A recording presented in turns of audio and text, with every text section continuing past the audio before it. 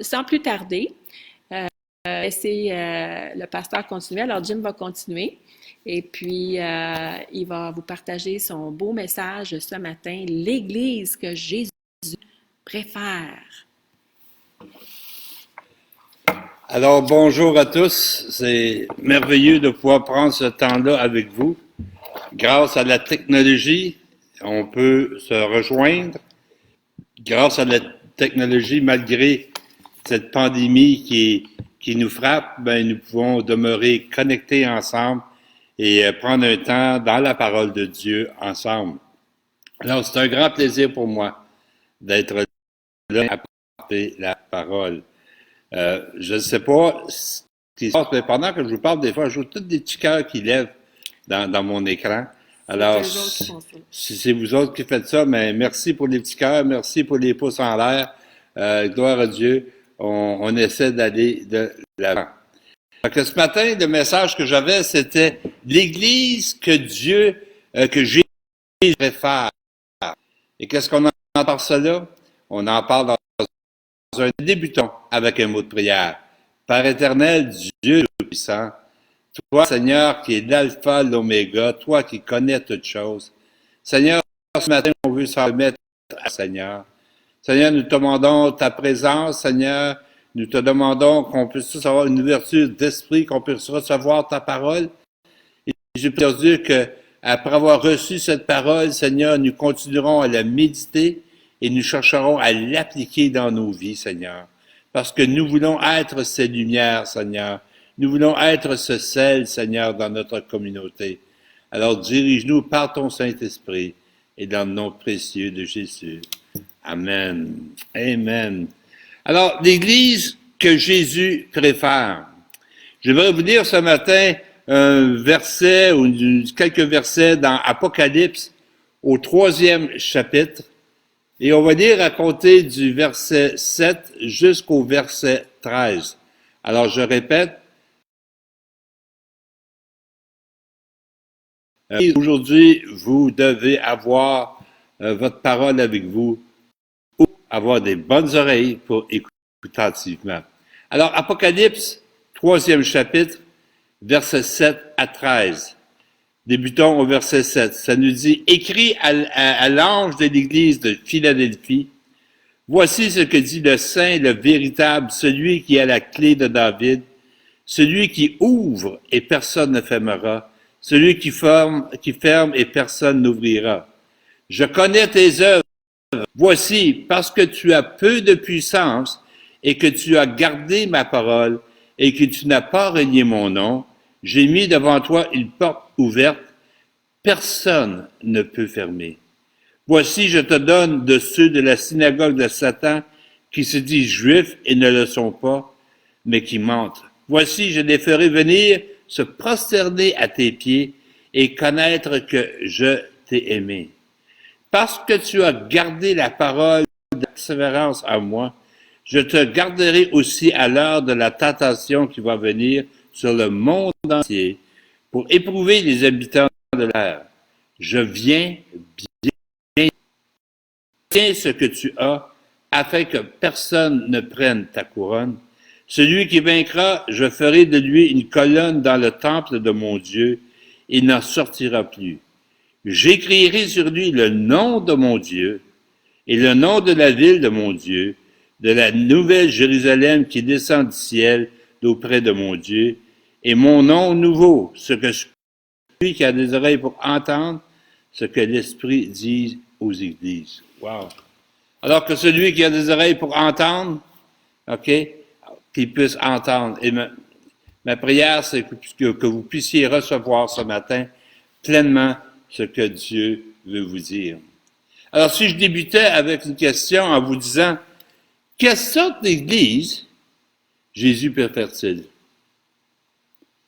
Quelle sorte d'église préfère-t-il? Une église pentecôtiste, une église baptiste, une église ménonite, luthérienne, catholique, presbytérienne, une église de frères ou une église épiscopolienne? Quelle sorte d'église? Ou peut-être devrions-nous poser la question d'une autre manière. Préfère-t-il l'église rurale? Préfère-t-il la méga-église? Préfère-t-il des églises de maison, des églises de ville, des églises qui ont des multisites? Quelle sorte d'église préfère-t-il? Peut être des églises indépendantes, des nouvelles églises, des vieilles églises. Quelle sorte d'église préfère-t-il? Ou peut-être que Jésus parle des grands bâtiments, des devantures de magasins, des appartements, des églises, dans des taudis, dans des cathédrales, dans des cinémas. Quelle sorte d'église Jésus aime-t-il ou préfère-t-il? Heureusement, on n'a pas à s'interroger là-dessus, sur cette réponse, parce que dans l'Apocalypse, au 2e et au 3e chapitre, nous dit ça nous dit quelle sorte d'église que Jésus préfère. Et lorsque nous sondons ces 7 églises, nous découvrons ici qu'aucune des choses que j'ai énumérées tantôt n'est mentionnée. Quand Jésus regarde une église, il n'utilise pas aux extra. Il cherche des signes plus profonds, des signes d'une foi grandissante, d'une foi croissante, d'un amour fervent et d'une espérance qui est durable. Il veut que ces églises soient motivées par, premièrement, l'amour, et par la suite, qu'elles soient fondées sur la vérité, une église qui est forte sous pression et sans honte son nom. Cette église, seulement l'église de Smyrne et de Philadelphie, n'ont reçu aucun reproche de Jésus. Et ce n'est pas par hasard si les deux églises ont été confrontées à une forte opposition en raison de leur témoignage qui était audacieux à ce temps-là. Et je crois réellement que les temps difficiles vont généralement faire des églises qui sont fortes. Surtout quand ces temps difficiles-là viennent, l'Église refuse de compromettre l'Évangile. Alors, Dieu nous montre rarement le grand portrait d'avance, parce que s'il nous le montrerait, souvent on aurait peur, souvent on ne voudrait pas y aller. Mais encore là, dans le livre d'Apocalypse, au verset, chapitre 3, versets 7 à 13, on voit ici que c'est l'église qui est de Philadelphie. Et une ville qui est environ à 35 000 au sud de Sarthe, mais je ne rentrerai pas réellement dans les détails d'où était cette ville et qu'est-ce que se faisait. Mais cette ville était connue comme la ville de l'amour fraternel. Okay? C'était comme une pionnière pour introduire la culture grecque dans ce temps-là. Et j'aimerais qu'on puisse regarder certaines choses dans ces versets ce matin et voir ici comment est-ce qu'une église que Jésus approuve de tout cœur. Alors que nous étudions cette lettre, je vous invite à réfléchir à notre église et examiner comment elle se mesure face à cela. Premièrement, considérons notre opportunité. Apocalypse au 7e chapitre, c'est écrit à l'ange de Philadelphie, oui, mais ça dit, voici ce que dit le véritable qui a la clé de David. Ça dit, celui qui ouvre et personne ne fermera, et celui qui ferme et personne n'ouvrira. Et j'aime où est-ce qu'il dit, je connais tes œuvres. Dieu connaît nos œuvres en tant qu'Église. L'Église, c'est pas le bâtiment. L'Église, c'est chacun de nous. Chaque personne qui considère ce lieu, qui considère Jésus-Christ comme Seigneur, nous sommes son Église. Et encore là, il dit, je connais tes œuvres. Et il dit, parce que tu as peu de puissance et que tu as gardé ma parole. C'est pas une Église qui était forte, une Église qui était peut-être faible un peu, mais ce qui est important, c'est qu'elle a gardé sa parole et que tu n'as pas relié mon nom. Il dit, j'ai mis devant toi une porte ouverte que personne ne peut fermer. Christ lui-même ouvre des portes. Et quand Dieu ouvre une porte, personne ne peut la fermer. Et quand il ferme la porte, personne ne peut l'ouvrir. Parfois, les gens peuvent me demander, comment puis-je savoir quand Dieu ouvre une porte? Il existe différentes façons de pouvoir répondre à cela, OK, à cette question.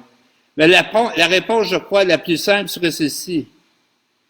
Vous ne le saurez jamais avant d'avoir franchi la porte. D'après mon expérience, la porte est parfois évidente et nous passons juste à travers. Parfois, nous courons et parfois, nous avons besoin d'un petit coup de pouce. Et je crois réellement que c'est une bonne chose qu'on ne connaît pas l'avenir parce que souvent, on ne pourrait pas la gérer. L'avenir, avec tous ses hauts et tous ses bas, ses rebondissements et avec toutes ces choses inattendues que nous ne voyons pas venir, un peu comme la pandémie du COVID-19 ou le coronavirus. Personne ne savait, mais regardez ce que ça produit aujourd'hui. La vie est mieux vécue un jour à l'autre. Les portes sont un peu comme ça. Dieu nous montre rarement la grande image de l'avance. À l'avance, la porte ouverte est généralement une porte légèrement ouverte. Nous devons encore rassembler le courage de franchir la porte et voir ce qu'il y a de l'autre côté. Jésus lui-même, celui qui est saint, celui qui est vrai, celui qui a toute autorité, ouvre des portes pour son peuple, pour son Église. C'est son travail d'ouvrir des portes. Il est très bon dans ce domaine. Il n'y a pas besoin de notre aide.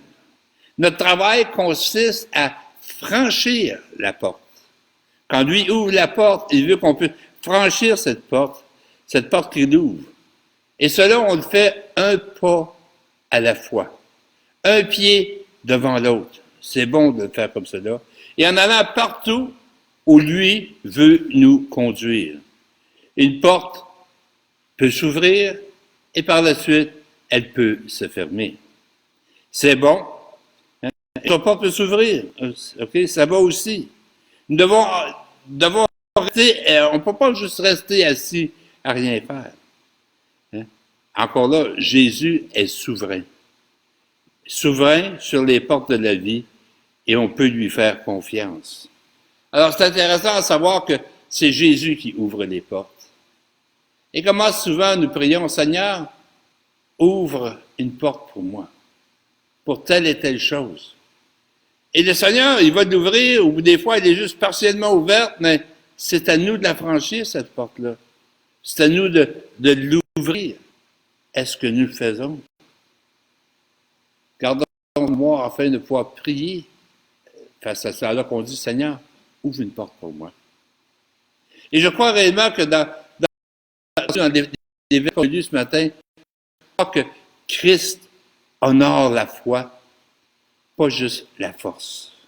Jésus dit à l'église de Philadelphie, il dit ceci, OK, voici, il dit, parce que tu as peu de puissance. Peu de puissance. Mais de grandes opportunités par contre. Sérieux. Peu de puissance, grandes opportunités, souvent cela va de pair. Parfois, les petites églises pensent qu'ils ne peuvent pas faire grand-chose pour le Seigneur. Mais pour moi, c'est juste une question de perspective. L'église de Philadelphie avait peu de force. Et on peut supposer qu'elle n'avait pas beaucoup d'argent ou pas beaucoup de personnes influentes. Mais ils avaient une grande foi. C'est une leçon pour nous tous. Je ne suis peut-être pas aussi sage ou aussi éloquent que quelqu'un d'autre. Et chacun de nous, on pourrait peut-être dire cela. Et peut-être vous dire, je n'ai peut-être pas d'argent ou d'influence sur mes voisins. Peut-être je ne suis pas aussi instruit ou aussi bien connecté. Mais on peut tous dire, mais je peux faire confiance au Seigneur. Je peux lui faire confiance pour n'importe quoi. Je peux faire confiance à Jésus. Je peux lui demander son aide. Et encore, qu'est-ce qu'il cherche? La... Qu'est-ce qu'il récompense? La foi. Et combien de foi a-t-il besoin? La parole nous dit, la foi comme un grain de mou. Un tout petit peu de foi. Pas la foi de nombreuses années et une connaissance approfondie. La parole nous dit qu'il honore la foi d'un enfant. Remarquez les deux merveilleuses choses que Jésus dit à propos de cette Église. Tu as gardé ma parole et tu n'as pas renié mon nom. Le premier consiste à s'accrocher aux paroles de Jésus. Et le second, la deuxième chose, signifie qu'on n'est pas gêné du premier. On n'est pas gêné de Jésus. Certaines personnes ont un peu honte de leur foi. Ils suivent Jésus, mais ils gardent simplement pour eux. Et encore là, ils vont dire, secoue pas le bateau. Je ne veux pas causer de problème. Je ne veux pas susciter des problèmes. Lorsque Paul et Silas sont venus à Thessalonique, on voit ça dans le livre des Actes au chapitre 17, leurs opposants ont tenté de les faire arrêter. Et j'aime la façon dont la Bible enregistre la charge que leurs ennemis ont portée contre eux. Et cela, on trouve ça dans le livre des Actes au chapitre 17, verset 6. Alors, je le répète, puis je suis plus tranquillement là pour que vous preniez le temps d'aller dans vos Bibles. On ne l'a pas sur un écran. Acte 17, chapitre 6. Ça dit, ce qu'ils ont dit de Paul et Silas, c'est ces gens qui ont bouleversé le monde sont aussi venus ici. Wow! Est-ce que c'est pour une insulte? Ces hommes ont bouleversé le monde. Est-ce que les gens peuvent dire de nous qu'on a bouleversé? Ils ont été bouleversés par les choses duquel ou lesquelles, ou des fois j'ai de la misère avec lesquelles, auxquelles, duquel, mais les choses qu'eux parlaient d'eux. Est-ce qu'on est gêné de parler de Jésus? Souvent, on garde ça pour nous, puis ça ne bouleverse pas personne. Mais est-ce que ça vaut la peine d'ouvrir la bouche, de parler du Seigneur, et qu'une personne soit bouleversée, mais qui l'amène à chercher et finalement à regarder à Dieu pour son aide? Quelle belle chose à dire de nous. Moi, si quelqu'un me dirait, hey, tu es en train de bouleverser la ville, je dirais, yeah, c'est une bonne affaire, ça. C'est une bonne chose. Est-ce que nous cherchons à bouleverser, mais comme je dis, de la bonne façon? Je ne peux pas passer plus grand pour un... Mais encore là, s'ils ont bouleversé la ville et qu'il y en a qui ont cherché à les accuser, tout ça, c'est parce qu'il y avait une opposition. Ils savaient qu'il y aura toujours une opposition contre l'Église de Jésus-Christ. Mais la parole nous dit aussi que nous serons justifiés. Dans l'Apocalypse, dans notre texte au chapitre 3, verset 9, voici je de ceux de la synagogue de Satan qui sont juifs et ne le sont pas, mais qui mentent, et voici je les ferai venir se prosterner à tes pieds et connaître que je t'ai aimé. La synagogue de Satan, c'est référence aux Juifs de Philadelphie qui ont été, ce sont ceux qui ont persécuté les croyants. Et Jésus regarde cela, puis eux voyaient Jésus une menace. Mais Jésus nous dit que justement, il va nous justifier. Ces gens-là, au début, ils détestaient tous ceux qui suivaient Jésus. Mais encore là, Jésus dit qu'ils sont des menteurs. C'est pas tout. Il dit que le jour va venir où ses ennemis, qu'ils soient hostiles ou autres, se prosterneront et confesseront que Jésus-Christ est Seigneur. Et la parole de Dieu nous dit qu'un jour, tout genou va fléchir, que toute personne va confesser que Jésus-Christ est le Seigneur des Seigneurs, qui est la majesté des majestés.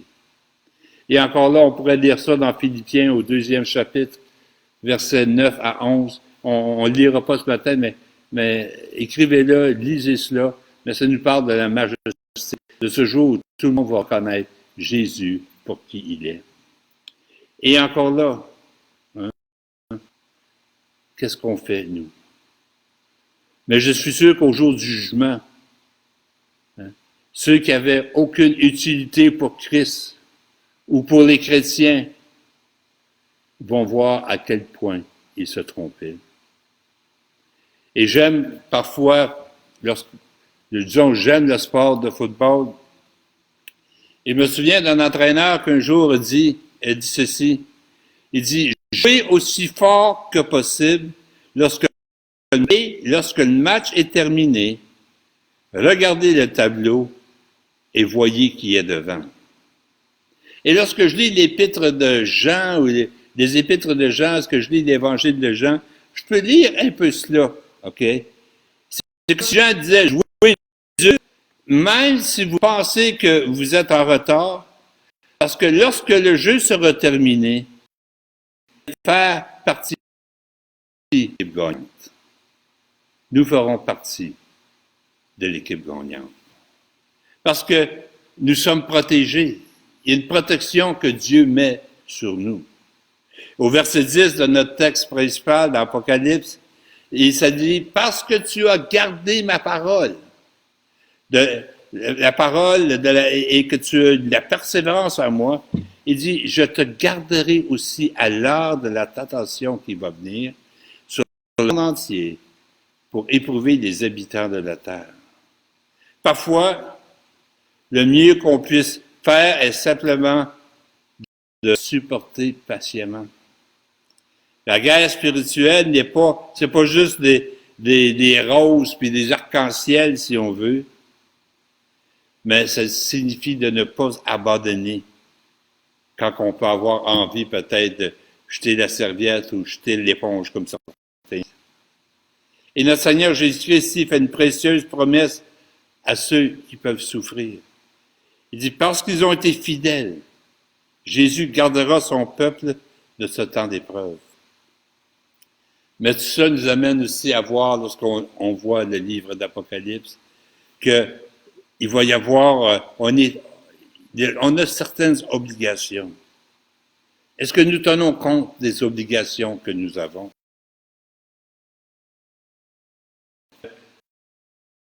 Au verset, ça dit, je viens bientôt. Retiens ce que tu as, afin que personne ne prenne ta couronne. Ça vient bientôt. Est-ce que nous retenons tout ce qu'il nous a demandé? Ce qu'il nous a amené à faire?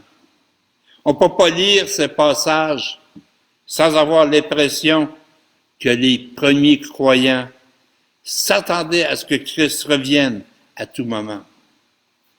Parce qu'il dit, justement, je reviens bientôt. Je me demande combien d'entre nous y croient. C'est appelle à faire deux choses pendant que nous attendons la venue du Seigneur. Attendre son retour. Vivre comme si Jésus pouvait venir à tout moment et travailler comme si notre temps était court. Mais aussi, il faut vaincre par la foi. Au 12 de notre texte, nous pouvons lire « Celui qui vaincra, je ferai de lui une colonne dans le temple de mon Dieu, et il n'en sortira plus. J'écrirai sur lui le nom de mon Dieu et le nom de la ville de mon Dieu, la nouvelle Jérusalem qui descend du ciel d'auprès de mon Dieu, et mon nom nouveau. Que celui qui a des oreilles entende ce que l'Esprit dit à l'Église. » Le défi à relever est un défi auquel nous sommes confrontés à chaque jour. Parce que on a tous des défis à tous les jours. Là, je vais me lever, je vais sortir du lit un matin. C'est un défi des fois. Des fois, on aimerait demeurer couché, pas aller travailler, tout cela. C'est un défi. Le travail, parfois, c'est un défi. Il y en a qui peuvent dire des fois, je vais aller travailler même si je déteste mon travail, mais je vais y aller parce que j'ai des responsabilités.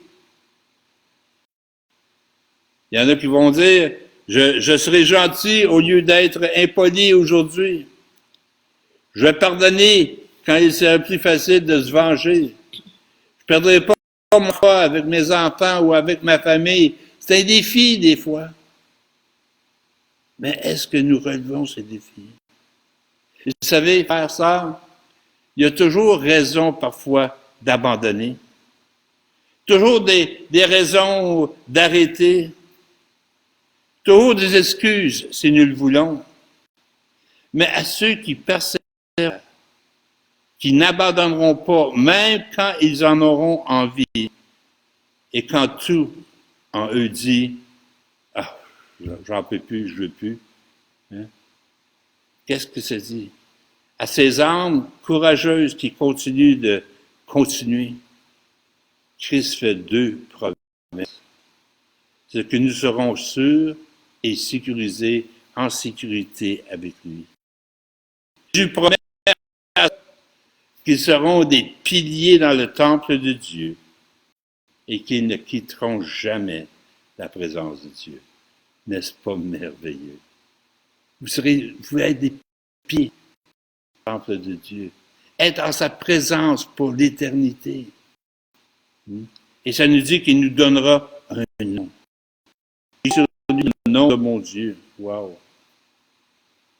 Tous les autres noms qu'on a pu avoir, que ce soit un médecin, un avocat, un professeur, un politicien, un plombier, un électricien, une secrétaire, un dentiste, peu importe, ce nom-là sera plus important parce que vous allez avoir le nom que lui va vous donner. Il y a d'autres noms qu'on n'aura pas non plus. Lui, c'est voilà, c'est un bandit, c'est un biker, c'est ici, c'est ça. On n'aura plus ça. On va avoir le nom que le Seigneur va nous donner. On va avoir le nom de Dieu. Encore là, dans ce grand jour, le sang de Christ va laver toute étiquette qu'on aurait pu avoir sur cette terre. Hein? Et il va nous donner un autre nom. Tous les croyants en Jésus ont, je dirais, un passeport. Je crois que le mot c'est étampé, ou certains vont dire estampillé, mais un passeport qui dit citoyen du ciel. Et un visa leur sera donné garantissant une entrée permanente au ciel pour l'éternité. Si vous voulez la sécurité éternelle, vous pouvez juste le trouver en Jésus-Christ. Un jour, nous aurons un nom nouveau et nous vivrons dans une ville qui ne peut être ébranlée. Alors, cette église de Philadelphie, église de l'amour fraternel, était une église que Jésus aimait. C'était une des deux seules églises. Il y avait 2 églises sur 7, et 7, on peut parler de la plénitude des églises. Mais 2 sur 7, c'est vous, frères et sœurs, que c'est 28%. Nous, ce plan. Est-ce que nous persévérons? Parfois, on peut penser qu'on est faible. Mais est-ce qu'on est tout ce que Dieu veut qu'on soit? Oui, on se dit chrétien, mais on a peur de le démontrer et qu'on ne bouleverse pas personne. Ma prière, et c'est ce que nous faisons, nos vies démontrent réellement que nous appartenons à Jésus-Christ. Que nous pouvons bouleverser notre communauté, mais pas en faisant des choses illégales ou en faisant des choses là, qui amèneraient un mauvais témoignage. Donc, on va la bouleverser par notre amour, par les choses qu'on va faire pour démontrer qu'on aime les gens. Est-ce qu'on le fait? Réfléchissez, méditez. Quelle sorte d'église? Parce que là, quand je dis quelle sorte d'église, c'est nous, chacun de nous. Comment sommes-nous? Est-ce que nous désirons être on peut dire, des défis bouleversants dans notre communauté. Et ce que j'aime de tout ça, ça dit que c'est le Seigneur qui ouvre des portes. Et je crois que Dieu a ouvert des portes dans notre communauté. Mais si nous ne prenons pas la peine de franchir ces portes, il peut la fermer. C'est lui qui va la fermer. Mais je crois qu'à travers des années, Dieu a ouvert des portes et que nous avons su les franchir. Et avec tout ce qui se passe présentement, Dieu est peut-être en train d'ouvrir une autre porte. Est-ce que nous oserons la franchir? Je crois qu'une porte pour s'améliorer au niveau de technologie aujourd'hui, nous faisons une tentative ce matin, nous allons nous améliorer. Mais on peut peut-être rejoindre plus de personnes. Mais est-ce que Dieu ouvre, lorsqu'il ouvre cette porte, est-ce que nous voyons? Elle peut être juste entrouverte un peu, et ça va être à nous de l'ouvrir plus. Mais premièrement, c'est lui qui l'ouvre. Allons-nous oser franchir le seuil de porte pour rentrer dans une nouvelle dimension que le Seigneur a pour nous? Pour moi, ce qui va arriver, c'est que la porte sera d'évangélisation, d'opportunité pour le corps de Christ. Franchir le seuil de cette porte. Et à cause de cela que Christ dit parfait, je ferme la porte. Ma prière, Seigneur, garde la porte ouverte, ce qu'on va traverser. Alors, je vais vous laisser sur ça là ce matin. Mais je vais vous poser cette question tout au long de cette semaine. Est-ce que je veux franchir cette porte? La porte que Dieu ouvre, la porte que Dieu met devant moi. Malgré qu'elle peut être ouverte juste un peu. Est-ce que je peux? Est-ce que je veux la franchir? Prions. Père éternel, je te remercie. Seigneur, je te remercie pour toutes ces portes ouvertes que tu as mis devant nous, Seigneur. Je te remercie, frères et sœurs, qui ont traversé ces portes, Seigneur. Seigneur, lorsque tu parles à c'est dit, tu as peu de puissance. C'est vrai, Seigneur, mais on peut être fort en foi, Seigneur. On croise en toi, Seigneur. Et on sait, c'est lorsqu'on est faible qu'on est fort, parce que là, on ne dépend pas de nous, on dépend de toi. Alors, Seigneur, aide-nous. Aide-nous à être tout ce que tu veux qu'on soit, Seigneur. Comme cette Église qui était reconnue pour son amour fraternel, que nous aussi, on puisse être reconnus pour ça. Mais donne-nous d'être des agents qui vont bouleverser cette communauté, mais la bouleverser par notre amour, Seigneur, en cherchant à démontrer ta présence, Seigneur Dieu. Seigneur, je te prie de garder chacun en ce temps de pandémie. Donne-nous la sagesse, Seigneur, de respecter aussi les directives de nos autorités, Seigneur Dieu. Et Seigneur, ma prière, c'est qu'on puisse tous s'assembler tous ensemble encore afin de pouvoir célébrer ton nom. Alors, bénis chacun là où il se trouve. Au nom de Jésus. Amen. Merci d'avoir été présent via notre Facebook. Comme vous savez, c'est une première pour nous en faisant ce live. On aimerait avoir vos commentaires, comme Anne a mentionné au tout début. Et nous continuerons à faire nos petits podcasts de 5 minutes à tous les jours. Et parfois, ce sera moi, parfois, ça peut être vers Louise ou Caroline. Mais joignez-nous à tous les jours. Et nous regarderons ce qu'on peut faire pour les mercredis soirs en tant qu'étude. Si vous aimeriez une étude biblique avec des questions qu'on a posées maintenant, laissez-moi voir, peut-être les mercredis soirs, on peut faire la lecture d'un livre et qu'on pourrait par la suite y aller verset par verset et répondre aux questions que vous pourriez avoir, qu'on fasse ça tout live. Alors, on est ouvert à vos suggestions, mais laissez-nous savoir comment ça a été ce matin, comment était la qualité et qu'est-ce qu'on pourrait faire pour améliorer si vous avez des idées et aussi pour les mercredis soirs. Alors, bon dimanche à tous et on se voit demain. Soyez bénis.